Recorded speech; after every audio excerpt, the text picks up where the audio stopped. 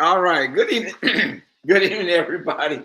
Man, I tell you, we got some technology things going on tonight, but we are here. If you can hear me, just do me a favor, put it in the chat. Say, I hear you. Let me know where you are watching from. Thank you, Kimberly McGuinn, for letting me know that you can hear and that you're watching from North Carolina. It's just like the show kept repeating itself. It kept restarting. And so you kind of wondering if it's live or is it Memorex. And as you can see, this is live, right? There's no there's no bloopers, there's nothing that's been cut out. We just come at you live and raw. So you get what you get. Thank you for being here. Thank you for tuning in tonight on this post Labor Day weekend. I hope that you had a wonderful weekend and an awesome weekend. Let me tell you something.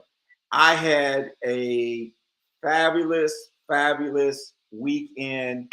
Um, Started off with well, it didn't start off this way, but my grandson Cameron, as many of you have seen him pop on the camera every now and again when Adrian and the boys come over. He was baptized on Sunday, and so that was a pretty awesome experience. And then we went to this awesome battle of the bands here in Charlotte, and it was a great venue, the American Memorial Stadium. And man, I'm telling you, the bands were getting down. It was a great show. The stands were packed, 10,000 people there. What a wonderful event. One of the hosts, the MC sponsor was James Smudgy Mitchell, who's running for re-election on city council. If you are in the Charlotte area, he will be the guest on my radio show on Saturday at 7:30 a.m. And as you know, then re-released as a podcast. And you know, Smudgy is doing some great things for the community, and so we want him to share a little bit about what he's doing. And we want to remind everyone this: whether you are local to Charlotte or you local to Atlanta or Kalamazoo or wherever you happen to be, we want to remind you of this to get out and vote. A lot of your local elections are taking place, primaries, those type of things. But if we don't get involved in the election process, then we can't complain about it. And so we want to remind everyone to get out and vote. Make sure that your vote is counted. So we just want to remind you of that. Here locally, early voting, I believe, ends on Saturday. I believe Saturday is the last day for early voting. And so you want to just remember to get out and cast your vote.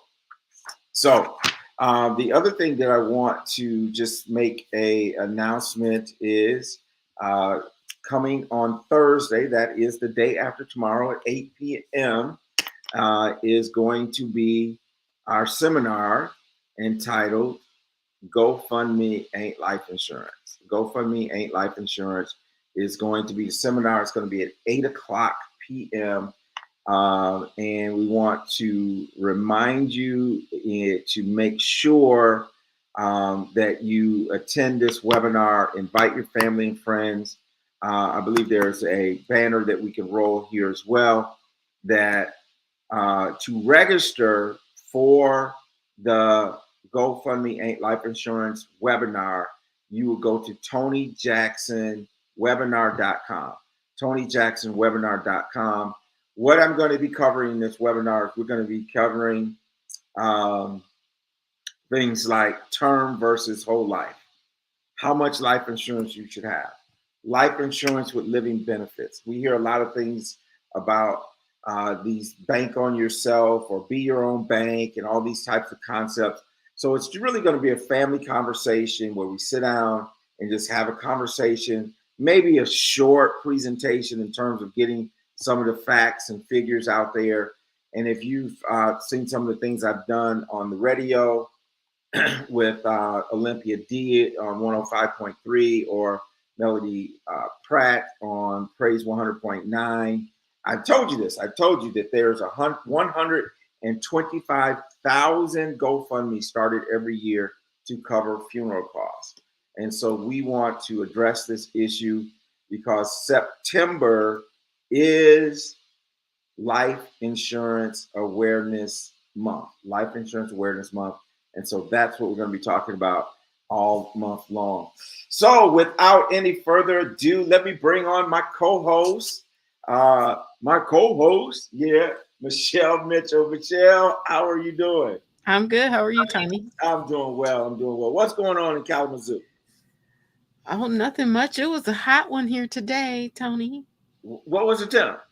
It was like 91. Really? Yeah, I think we Yeah. hit 95 or something like that today. Yeah.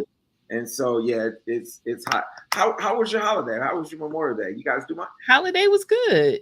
Yeah.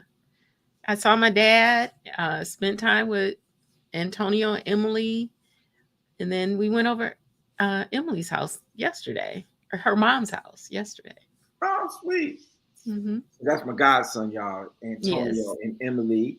Hmm. Um, the I guess are they still considered newlyweds? I mean, it's almost 2 years. It's almost 2 years. When do I you don't, start maybe. being a newlywed?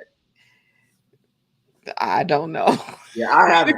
I haven't. I'm still a newlywed. Right. 31 years, still a 30, newlywed. right. Still a Sometimes newlywed. it's, you're always in that state sometimes of discovery.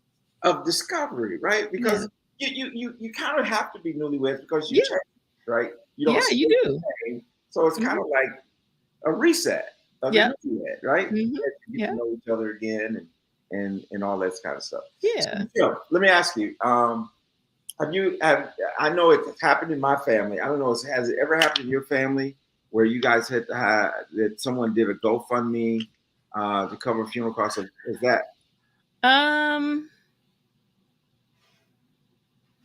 I don't not in my close family, not no. in your close family? Okay. Yeah, not in my close family, no. Yeah. It's kind of one of those things that it's kind of shocking, and I've seen this happen too. By the way, I've seen situations where people have started GoFundmes and it's not even necessary. It's not needed, Right. but kind Yeah. of opportunistic. And so, unfortunately, things like that can happen. But there Mhm. are a lot of families and things out there that actually need it, Right. and we understand that, and Yeah. we're not. One of the things with the whole thing about GoFundMe and life insurance is not necessarily criticizing those individuals.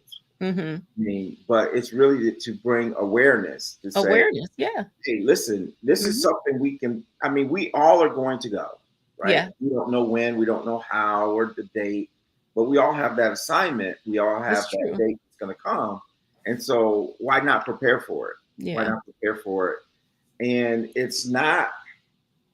And sometimes I think people get criticized for having the GoFundMe's, but guess what? They're not the ones that was responsible for making sure it was done. That's true. The family is not The responsible for family's not making. responsible. No. They're just dealing with the The aftermath aftermath of the decisions that were made by that person or not made, right? or So not made. exactly. No, it was a decision. It was a decision. It was a decision. It was a decision, Yeah. right?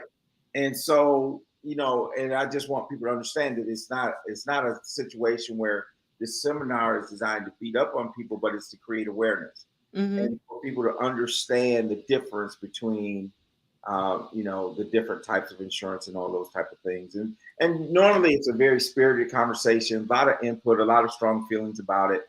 And Mhm. so I'm looking forward to having that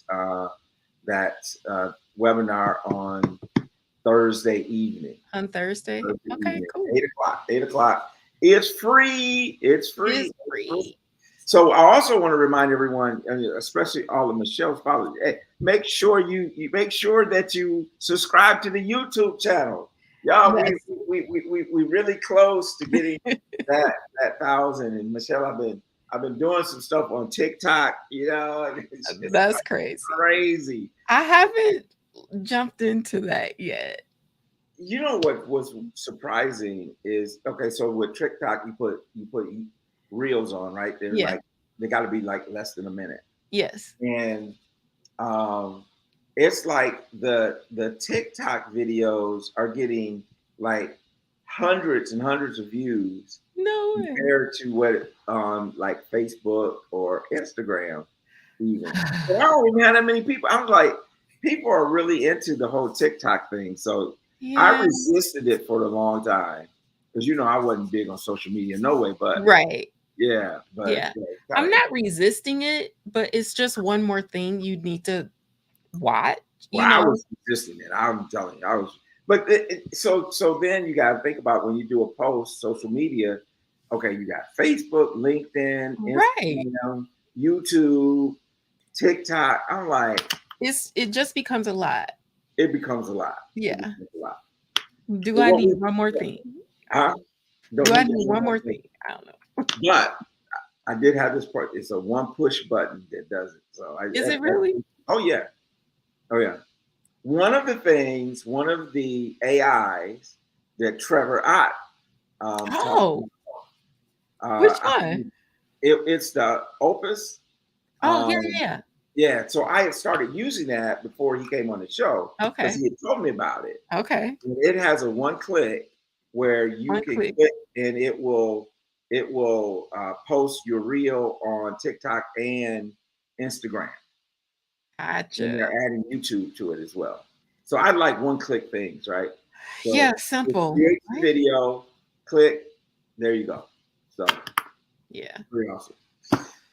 Well, Michelle, in light of this being Life Insurance Awareness Month, I wanted to focus on a couple different things this month. And again, to our point, if we're talking about sometimes we tend to, especially those of us in this business of life insurance, we tend to beat up on people a little bit. Mhm.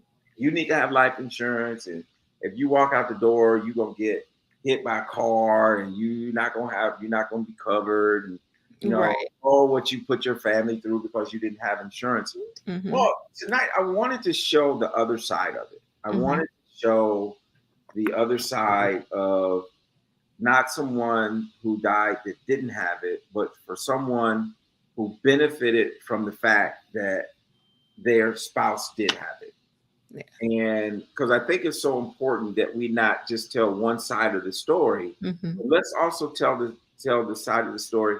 No one wants to lose their loved one and that type of thing. But let's also tell some of the, I guess if there's such a thing as a successful life insurance story, let's tell that side of it too, and Mhm. not simply just beat up on people who don't have it or left their loved ones without it. But let's show the other side of what it can do, how it Right. can benefit you. And I was in um, Vivian Towns, our guest tonight. She's with FFS. She's one of our agents, and so we were in Vegas with her Mhm. and saw her. And then we were in a meeting at the next week or two in Atlanta, Mhm. and she shared her story that I Mhm. never knew. And I said I got to get her on the show to share her story. Mhm. So I'm going to just bring on to the stage right now Miss Vivian Towns. How are you doing this evening, Vivian? I'm fantastic. Thank you. I'm so happy to be here, joining you this evening with this message that people need to hear. They need to hear it. Well, I welcome. agree. I Thank agree you. 100%. So before we get into your story in particular, with your husband and all that, let's tell the audience a little bit more about you and who you are and what you do. Happy to do that. Actually, I have been in the financial services industry for a number of decades. I shall not tell you how many, but a number of decades. And I'll get into how I got into that. But my background is principally numbers, finance, and accounting. Grew up in New England, just outside of Boston. So I am a diehard New Englander. I went to school in Philadelphia, my first urban city environment, University of Pennsylvania. I went to Wharton. So, yeah, I'm still that numbers nerd. I met my first husband actually was from Philadelphia, and we met when I was in high school. He was in college, I was in high school, and we got married.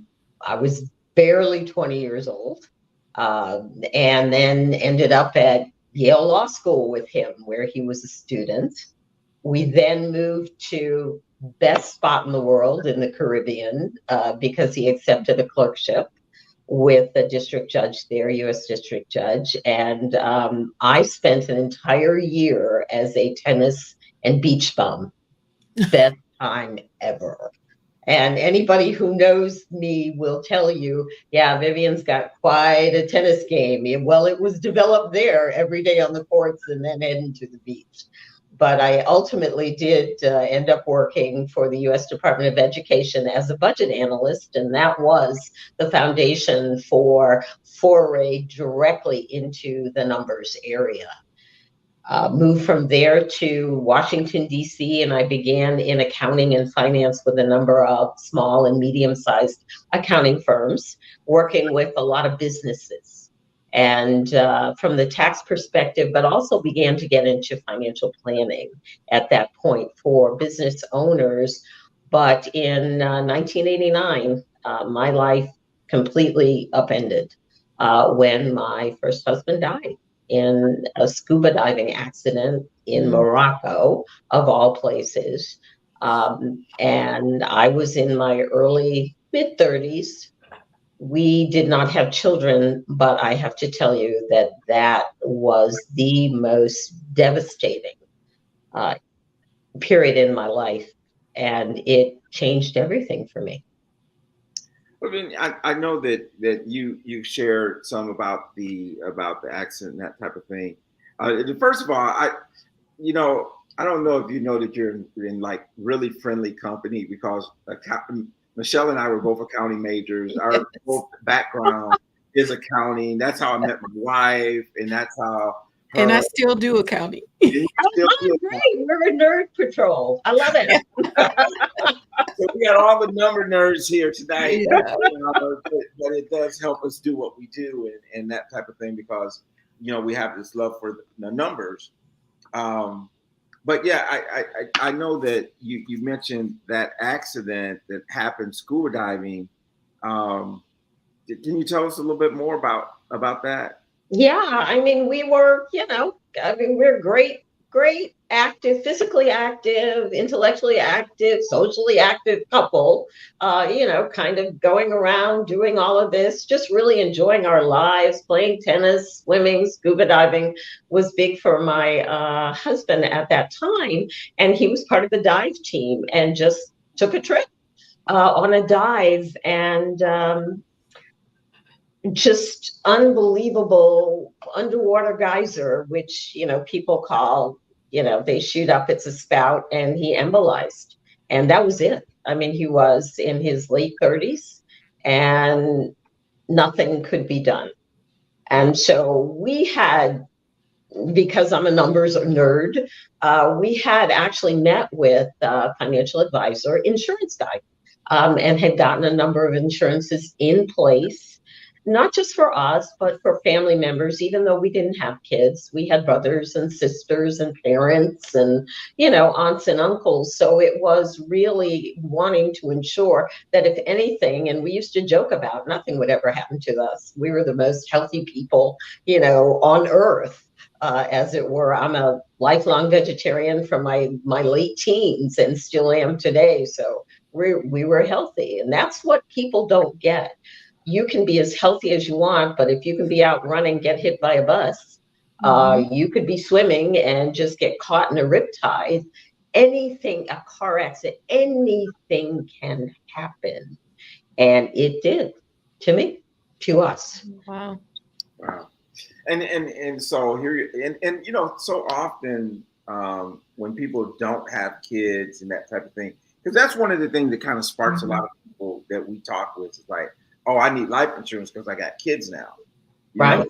Sometimes the responsibility comes when you get married. It's like, well, I have a spouse, or something I want to make sure to take care of. But when the kids come along, or the mortgage comes along, Right. that's the thing. It's like, oh, I gotta do something. When I get to that closing table and I see how much this house is going to cost, with interest rates and all that. Those are some of the life changing events that cause people to get it.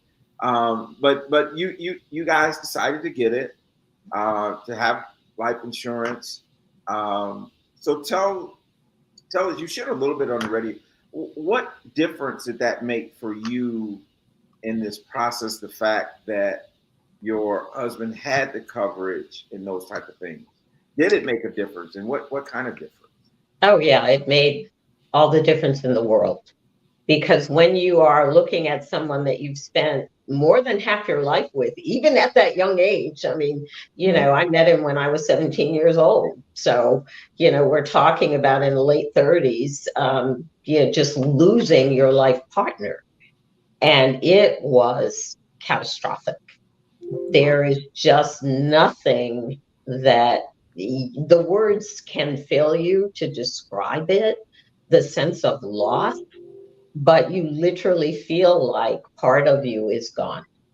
And because there were no children, there was no way to divert that sense of loss to where got to take care of the kids and got to do it. It was just completely destabilizing. So, needless to say, whether the mortgage got paid or the car insurance got paid, or even if I bought food or just, I had absolutely no interest or even sense of awareness to deal with anything like that.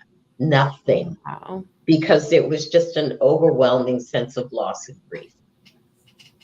And that's what people don't really focus in on when they talk about you need the life insurance and it gave me the ability to grieve Yeah. without being worried about losing the house and losing the car or it gave me the freedom to really mourn. And that is so important with the loss of a family member, a child, a spouse, a parent. You have got, and you don't know how long it's going to take. You don't know what form it's going to take.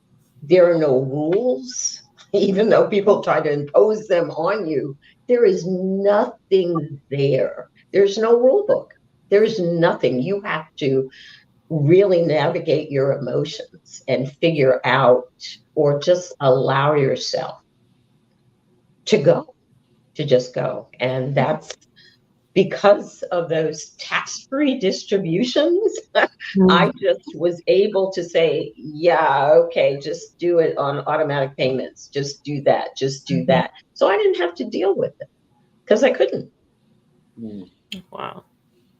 Well, you brought out something that I never thought about. Is that like sometimes when there are children or something, you got to kind of buck up, right? You got to Right. of divert your own feelings, and sometimes that's a problem too, right? Because then people don't deal with their own emotions because they got to be strong for the kids or what have you. But it was the two of you, and so there was none of that. Um, and so just being able to just put things on automatic, be able to, you didn't have to rush out to work or any of those. Right. I didn't have to, even though I was working, I didn't have to go get another job or worry about what was I going to do or how am I going to get this done. It was the peace of mind to be able to be at peace with a loss. And that is the first step in healing as a human being. And when that happened, when our insurance agent came and gave me a check, that triggered for me a belief that it was important that I could use my example, my life, my story, my journey to do that for other people, particularly women, because the loss of, at that time, and even now, men in the income in the household is significant. So it really triggered in me the desire to be that blessing to someone else as that was a blessing to me. And that's what launched my career as an insurance agent. Wow. Well, and one of the things you mentioned is when the insurance agent brought the check. And I've also been in this business long enough where we had delivered checks, right? So when these things happen, as an agent, they would send that check to us, and then we would deliver it. Now, everything's direct deposit, and sometimes you don't have that opportunity to, be a part of that fulfilling that end of the promise. Um, and so then that launched your career. And what, for people who are contemplating, do I need it or don't need it, from both that standpoint of your own personal experience as well as being an agent, what do you say to them tonight? You need it. You not only do you need it, you owe it to the people you love to be sure that they understand how much you love them. And that's not a dollar number. It's to be able to take away that sense of loss and fear, more fear than loss. The fear, how am I going to get on without you? And ensuring that fear is not economically driven. That's the biggest piece. You're never going to get past the loss. I mean, even it's been 30 years. Um, that loss is still, part of who you are, and it will always be a sense of emptiness. Mhm. So being able to get folks to understand it's not about what you do now, it's about what you do now and then. Mhm. And we never know when the and then is. Never heard it said that way. That's pretty deep. And you said something there that I thought, I was like, Michelle, we ought to do a little something. You said the fear of economics. Right. Yeah. I think that's a deep statement, Mhm. because I think so often we are driven by fear, right? Mhm. Um, and I'm thinking kind of off topic a little bit, but I think about the economy and people fearing the recession and doing things and knowing that we have some things that we could put in place that can eliminate the fear, right? We have Mhm. products that we can put Yeah. people in that will eliminate the fear of losses due to the market, that would eliminate the fear of taxation and retirement, that can eliminate some of these things.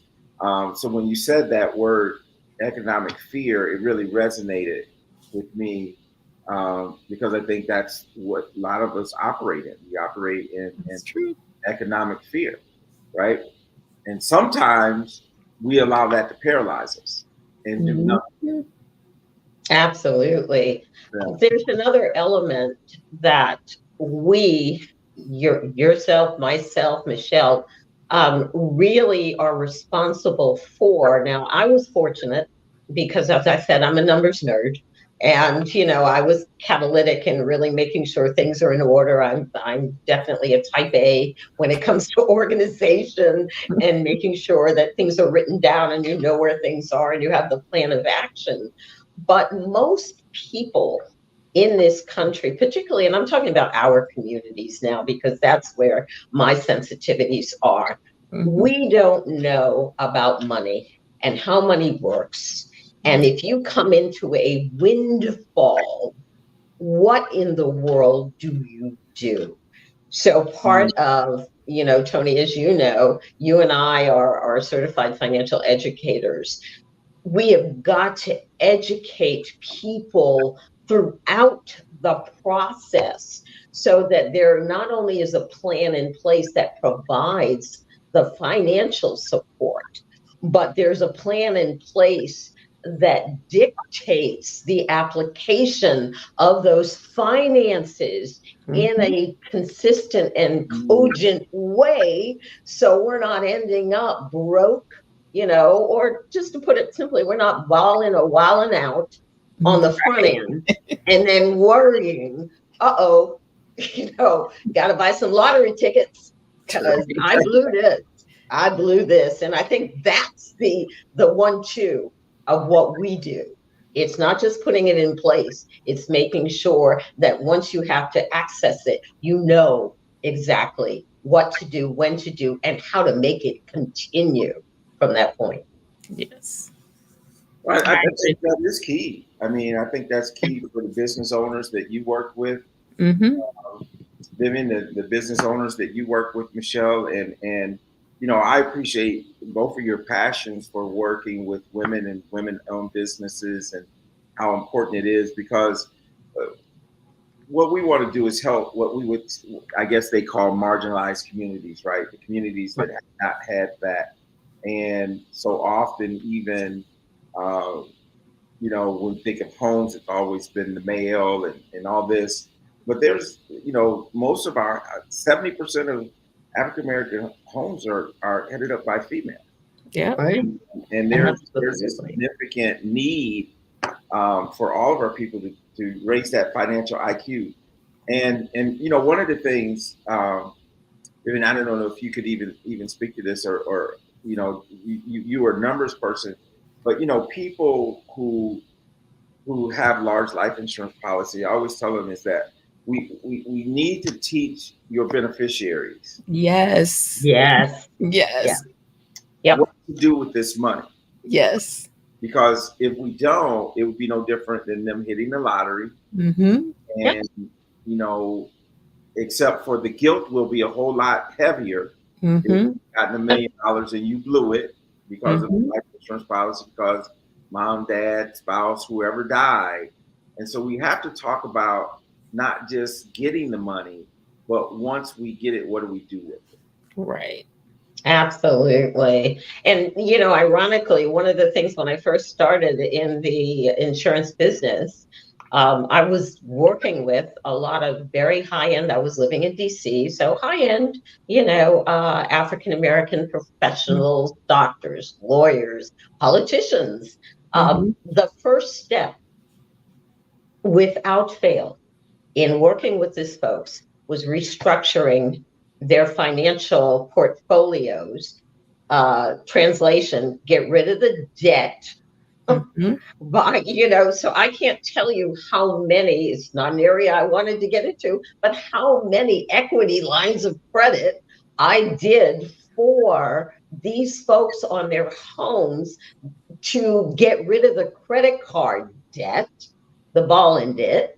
And, but teaching them the principles of this is how money works. Understand that the compound interest is your friend. It should work for you, not against you. It's not necessary to have the, $800 a month Mercedes-Benz car note just because you need to be driving a Mercedes, in this particular environment. But it didn't matter what educational level, how many zeros they had after that first number in their paychecks, in their investment portfolios. And I did the whole thing. Got certified Series 7. So I was doing stocks and bonds and mutual funds, all the sexy stuff that people want to do when they don't even understand how to balance their checkbook. Wow. Yeah. Wow. That's real talk. That's real talk. And that's where we are today still, even on a magnified level, because we've got diversified, areas of industry.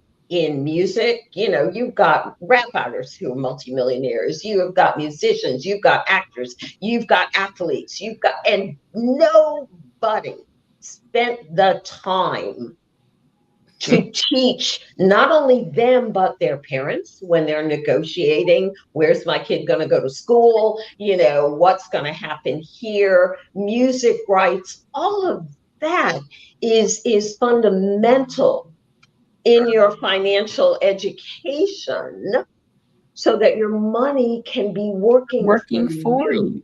Yeah. There you go. That's it. So I'm really, as you can see, I'm a little passionate about that.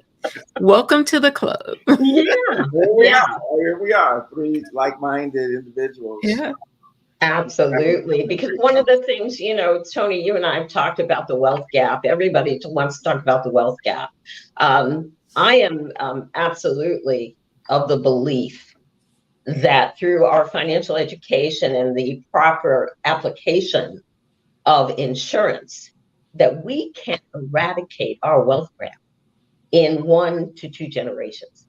Period. Period. And so asking for this program or supporting this, no. Let's go back to the self-sufficiency. Let's teach, let's centralize, let's support, educate, elevate, and then financially incentivize ourselves. Oh, love it, love it. And one of the very, I mean, I think when we first started this whole live stream, now 3 years ago, 3.5 years ago, um, our first guest then was Michael Hardin was our very first guest. Oh my gosh. And then our next guest was Michelle, and our next guest was Michelle. So we did Michelle she came on. Now she's the co-host, right? Love it. But then we had Eugene Mitchell came in, and he did a 3-part series on his book about closing the racial wealth gap. Steps to close the racial wealth gap. And part of his movement was to get the $50 billion of life insurance in the Black community of color or what have you, so that we could begin to close that gap. Because for really pennies on a dollar, we can leave our families in a much better financial position than we were, or that we inherited, or that we walked into, and those types of things. So I believe that you're right. And it's just a matter of educating how do we use these tools along with other things like trust and, making sure that our businesses are correctly, organized and all these types of things to pass on generational wealth. And we're not always starting over. Right. Every generation doesn't have to start over. So absolutely agree. The interesting thing of this being Life Insurance Awareness Month, one of the, I think, things that we focus on and should continue to focus on is teaching people that life insurance is an asset. And that is something, again, that is that quiet little secret, that we're not privy to. But if you just do something as simple as fill out a personal financial statement, for instance, if you're getting a loan from the bank, you'll notice there's a line item there for life insurance. Not only the death benefit, but what is the value? And it's included in how much your assets are and goes towards determining your net worth. We need to teach people that. Right. It's not I can only use it when I die. No, because you're not going to use it when you die. Your family will. Okay, so let's be clear about that. But at the end of the day, understanding this is an asset. And this asset has a number of uses and applications that can benefit improving your financial position. Yes. Well, it's important too because it is a liquid asset. It is a ding, ding, ding. Yeah. If you have the right insurance. Wonderful point, Michelle. Right? Yeah. If you have the right insurance. Absolutely. Because if you have term, what are you doing? You're betting that you're going to die between. Yeah, you're renting your policy. You're renting it, right? You're renting your policy. It's not an asset. No, absolutely. Absolutely true. And even term, is appropriate in a number of situations. Yes. And the industry has changed so much that, and Tony will talk about this, I'm sure. There are living benefits to life insurance. Yes. Even term insurance now has put on these living benefits. Yeah. So that if something happens to you, a chronic or critical illness or injury, you're able to access those death benefit funds while you're alive for your benefit. So life insurance truly is for your life and the life of your family. And that's a message we need to be, making sure it resonates throughout our communities. I know. I was talking to a client last week and, you know, in my questionnaire, I asked them, what kind of life insurance do you have? He was like, Right. well, I have a term policy. I'm like, well, there are some other policies that will give you living benefits, not just a death benefit. So this is something you should look into, you know, Right. especially being a solopreneur. Yeah. Yeah. Yeah. Yeah. You know, I was talking to someone today, and they were sharing a client, and this client had the living benefits. They were deemed terminally ill, and so they got their living benefits, and they paid off the house. Mm-hmm. They paid Mhm. for their final expenses. They set everything up from the hospital bed, right? Wow. And Wow. so that when they prepaid the tuition for their kids. They did all these things, from really their deathbed. And Wow. because of the living benefits that were there, they were able to do those types of things. Um, and then demanded to be released from the hospital. Wow. I love it. Listen, I'm not going to spend my last days here. Right. Mm-hmm. I want to spend my last days with my family. Uh, Mm-hmm. I can take this money and do that and have those moments. And so, there's a whole lot of dignity that can come with Mm, making sure that we've properly planned. Yeah. absolutely. Absolutely. And then, of course, you mentioned using it yourself, not even if there's not a sickness. I mean, I'm talking about, Mhm. as additional supplemental income. That's what, yeah, it is tax what? Tax free. Tax Say, free, say right? it again. Tax Tax Tax free. free. not tax deferred, but tax free. That tax Yeah. money.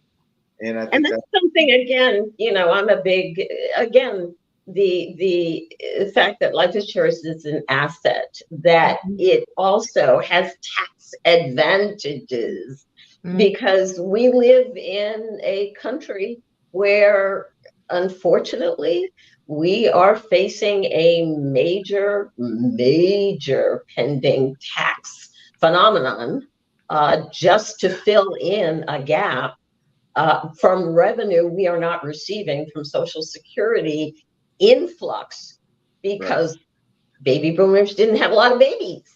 Mhm. And a whole, another element where more people are taking out of the system than have been paying in. Mhm. And so, America is great, but the one way that we generate revenue besides printing money is taxation. Mhm. I don't know if printing money is generating revenue, but Now, well, but it is. that was my position for my economics 101 at Wharton. They gave me an incomplete because I just would not yield that the money supply was finite. So they were like, well, we're not going to fail you, because you actually kind of have a point. But at the end of the day, I would agree. No, printing money, we no longer, it's full faith and credit. But Mhm. our credit is kind of jacked up as a country about now. Oh yeah, Right. yeah, over $35 trillion of debt, and so we infinite, you know, the whole thing of printing money, and it's just crazy. It's crazy. No Yeah, oil, no gold, nothing to back it up, and so you got to pull that money back out of the supply chain. And how do you Yeah. do it? You do it by yeah, creating inflation, right? yeah. The problem with inflation, of course, is that if there's not enough in the supply chain, now Mhm. you have a situation where you're causing hyperinflation. Yep. Yep. And now we're looking, the news today is that there's the possibility of a UAW strike, right? How Yeah. about that? Is that that now you bail out an industry, Mhm. okay, and everybody it's working, etc., and then the workers say, you know what, because unfortunately the distribution of wealth is still skewed massively in our Mhm. country, and so the workers aren't getting or receiving, an equitable share. Mhm. And that is part of the right to vote. We also have the right to strike. That's probably the loudest drum that we can still beat, in this country. Well, and I don't know, and I know this is a little bit off topic of life insurance, Right. but when you look at what they were asking for, they want. I don't know if you saw it, Michelle, but they want a 46% pay increase. Pay increase, yes. 46%. 46.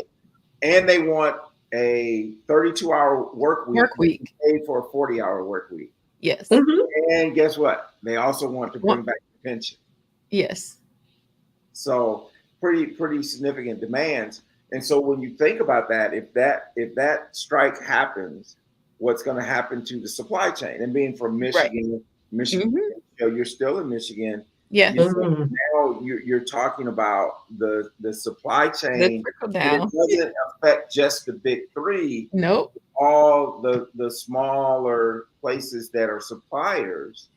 Now, but it's even more than that.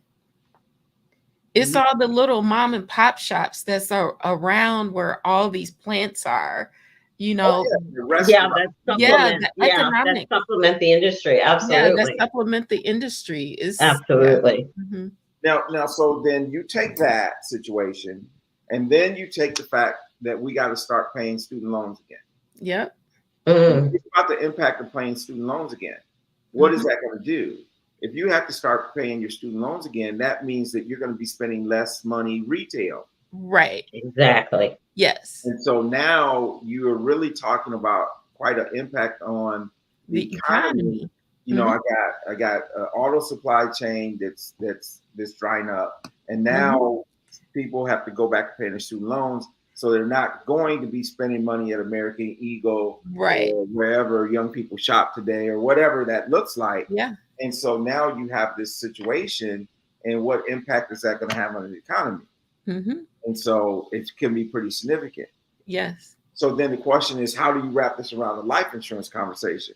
Well, if you got life insurance, you got something that you can go to if you need to. Right. Some of these economic situations. Hence, we hear the stories of like J.C. Penney, who used life insurance to keep his stores afloat during the Great Depression. Because it is what? An asset. Y'all like, I'll loop that back around. It is an asset. So there you go. Economic times, it can be something that can be used. So absolutely. And I think, that's a nice, a full circle on what we're talking about. The fact that life insurance, fundamentally, when you look at what is the most valuable asset you have, it's you. It's us. It's you. There you go. So I have, but I've got my phone insured.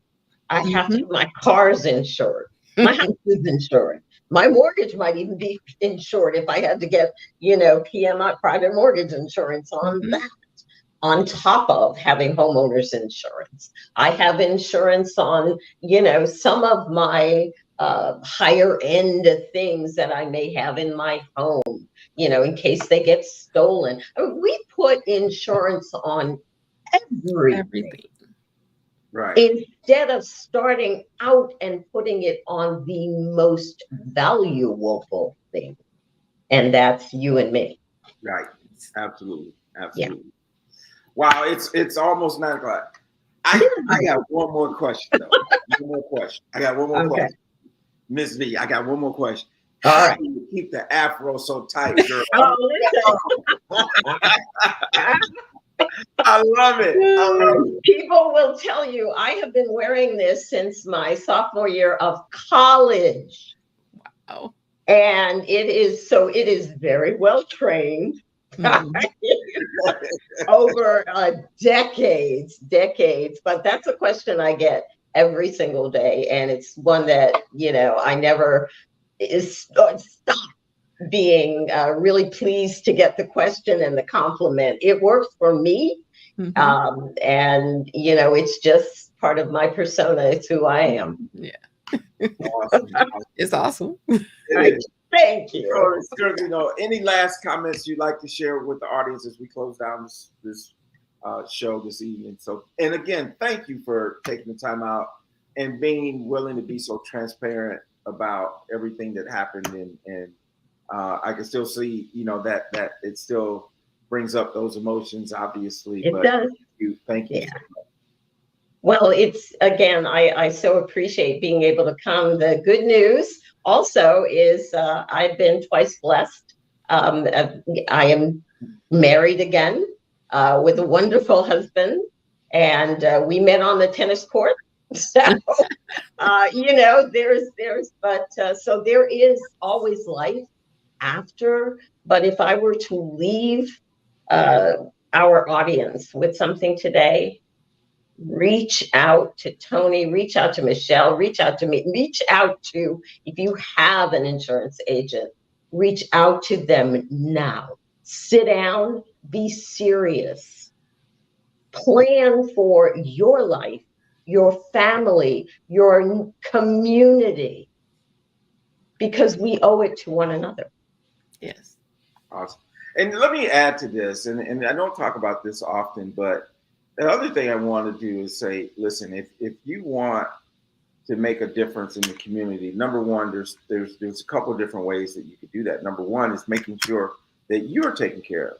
Mm-hmm. Number two is we need more people on this side of the table that want to sit down with people and help them, whether that's as a part-time person or whether it's a referral agent, or even if you want to do it like I do it full-time and that type of thing. We need more people in this battlefield because there's so many people that we need to reach. Yeah. And so I want to just make sure people know that too, that door, that window to have that conversation is open.